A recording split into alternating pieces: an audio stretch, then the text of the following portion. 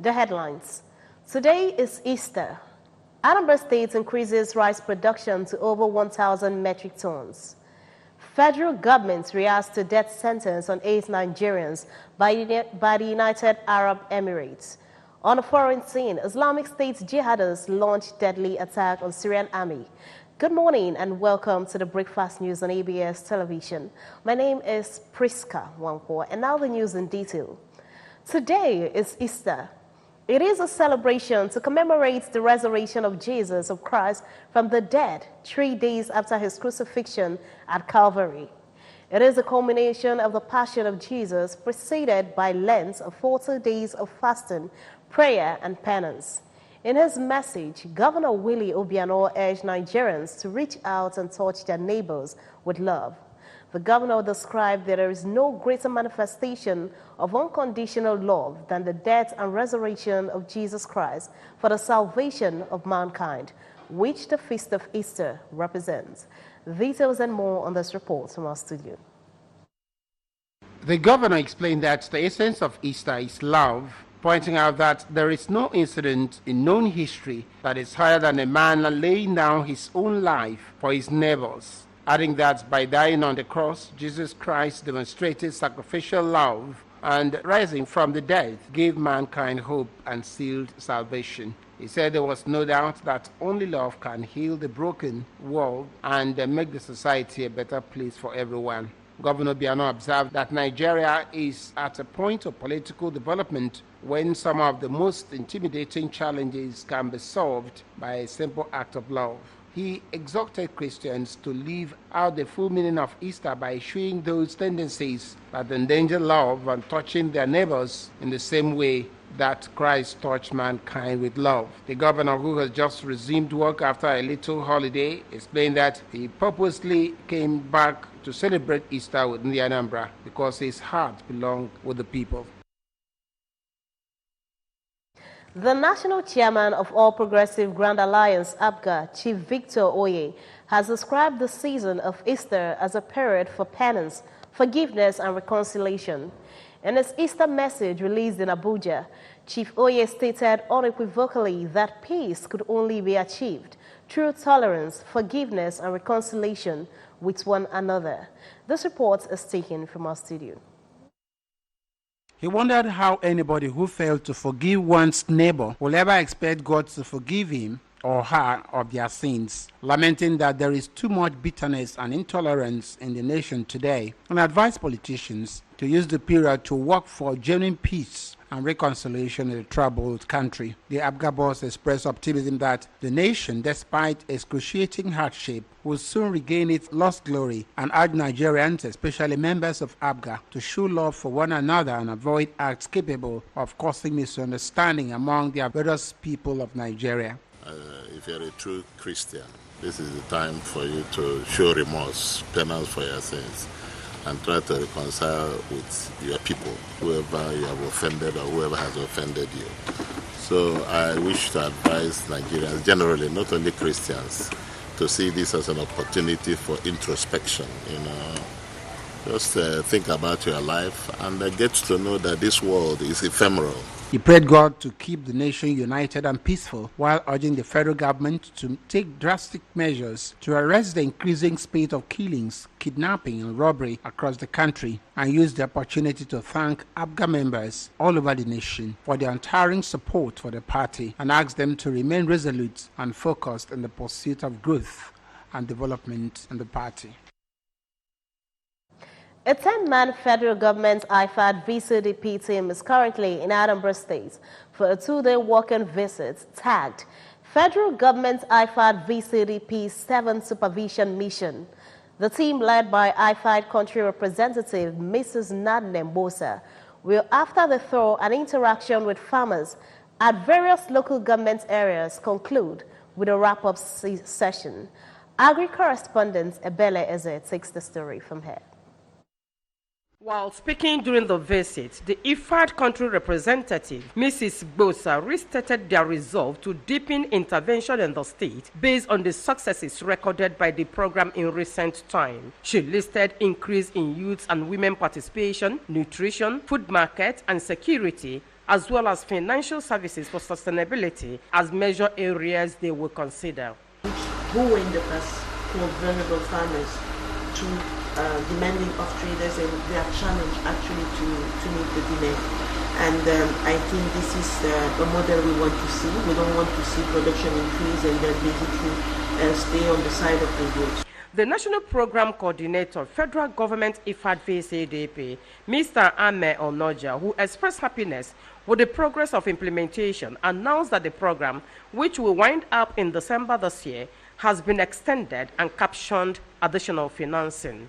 Dr. Onoja commended Anambra State for the prompt payment of its cash counterpart funding and providing an enabling and friendly environment for the program to thrive. We have very exciting stories about successes recorded by the farmers in terms of national results. We have the best wheat farmer here who had the highest yield per hectare price of 7 metric tons. The team, drawn from the National Office of IFAD VCDP, different federal ministries and agencies, and the other agri stakeholders, had earlier paid a courtesy visit to Governor Willie Obiano. The governor, represented by the Secretary to the State Government, Professor Solochukwu Lovalo, said, on the inception of the administration, Anambra State was producing only 300 metric tons of rice, but through its collaboration with intervention programs like the federal government IFAD VCDP, the state is now producing above 1,000 metric tons and is at present exporting Anambra brand rice to other states and eventually outside the country.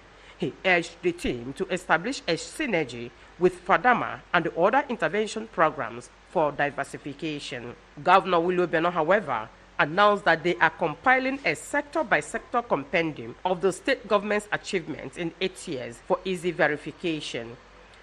When His Excellency came to power in 2014, his program of government is split it into two components, the pillars and the enablers. The pillars are likely the productive economic sector that drives GDP and the rest of them. Agriculture is the #1 pillar. Shortly after the courtesy visit, the team left for a field tour of Ayamelum and Anambra West local government areas, where they interacted with farmers, processors, rice and cassava recipes producers, among others. From Umezanam, in Anambra West local government area, I am Ebele Eze reporting for ABS News. Oil palm business is one that comes with huge gains, though it really requires a lot of hard work. Of all the labor associated with palm oil processing, exports, pressed oil appears to be the most tasking. ABS reporter Blessing Ijeribia just stumbled on a new processing device that also separates the kernel from pulp with less labor. And let us join her at Umuji, where the oil mill is located.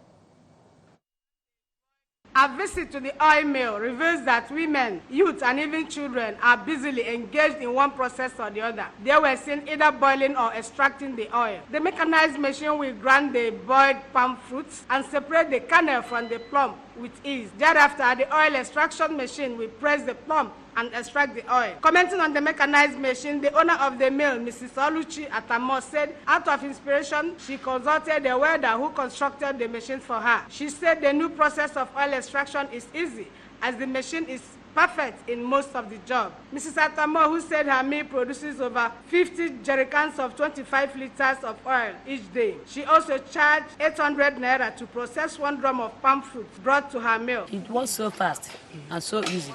Okay. So we feel that it can help many people to do this kind of business, because it is very hard to do it without this machine. Some of the women that engage in oil, including Mrs. Rose Onyema and Mrs. Nwaneka, said they are happy for the intervention of mechanized machine, which they say makes the job easy. The best.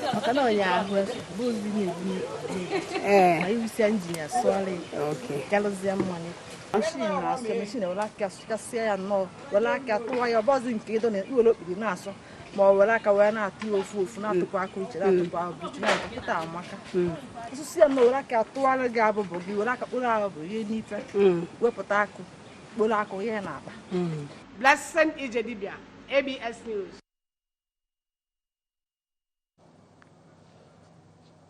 The Senior Special Assistant to the President on Foreign Affairs and Diaspora, Mrs. Abike Dabiri Erewa, has described the death sentence passed on 8 Nigerians, United Arab Emirates UAE, as unfortunate.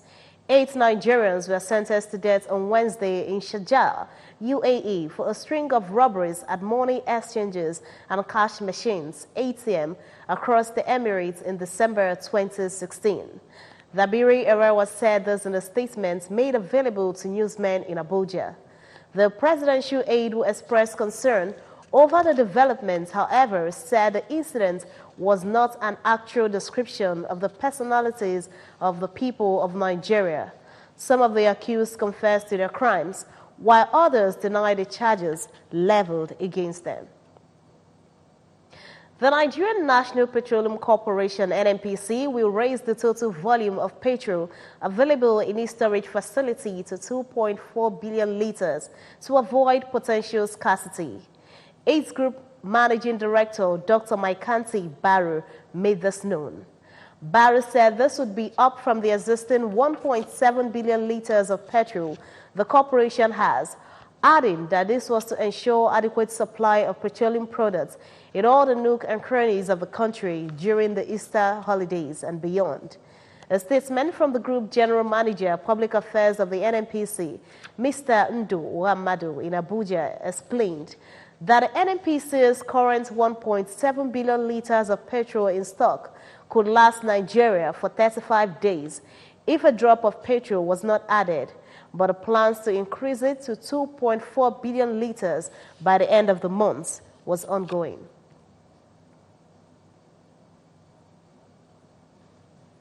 Catholic youths in Obosi, Anambra State, dramatized the Passion of Christ as part of programs to mark the Good Friday and to remind Christians of all the passion Jesus went through on Good Friday.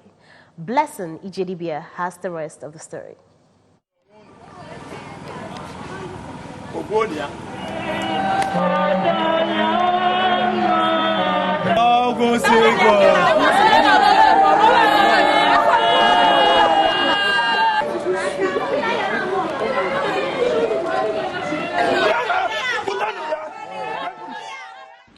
The Passion family of St. Albert, the Great Catholic Church, Odumobosi, dramatized all that transpired before the crucifixion of Jesus as they marched through major routes in the commercial city of Onitsha, commencing from All Hallows Seminary, Onitsha, through Mpo Old Road to Odumobosi, highlighting the sufferings of Jesus to save mankind. The Passion family and other Catholic faithful that joined the procession observed all the stations of the cross. The ever-busy Mpo Junction stood still as passers-by stopped and watched in admiration. Commenting on the essence of the drama, the parish priest of the church, Reverend Father Damian Anyanechi, called on Christians not to see suffering as the end of the road. Our Christian life is not a bed of roses. Following Jesus Christ in suffering unto death, that calls us for endurance. All we are suffering in this world, we are able to focus our focus on Jesus. We have patience and endurance. On his part, the leader of the Passion family, Brother Chukwuma Ekenze, said the drama was to remind Christians of what Jesus passed through for the redemption of mankind. The Passion family of St. Albert the Great present this little drama to show the world and to show ourselves that Christ came to this world and died for us. Oh, go say God. Blessing Ijedibia, ABS News. Islamic State group jihadists have killed 35 pro-Damascus fighters in Syria in what a monitoring group described as their deadliest operation since the fall of the caliphate. The Syrian Observatory for Human Rights said 4 senior Syrian army officers were among the troops and allied militia men killed in the desert east of Homs province over the past 48 hours. The Amaq propaganda arm of IS, which lost the last vestige of its caliphate to coalition-led forces last month, but retains desert and mountain hideouts in both Syria and Iraq, said its fighters carried out the operation. Another 8 soldiers and militia men, including 2 officers, were killed in a separate attack in neighboring Deir ez-Zor province, according to the observatory. And now sports news. Super Eagles midfielder Wilfred Ndidi and his Nigerian teammates Kelechi Iheanacho have been nominated for Leicester City's Player of the Season and Young Player of the Season awards, respectively. Ndidi and Iheanacho's names were among the list of nominees for both categories of the awards released on Leicester City's official website. Ndidi has won the Young Player of the Season award for the past 2 seasons, following his arrival at the club from Belgian Jupiler League, according to site KRC Gang. He is a firm favorite for the higher award category this time around, following another stellar season with the Foxes.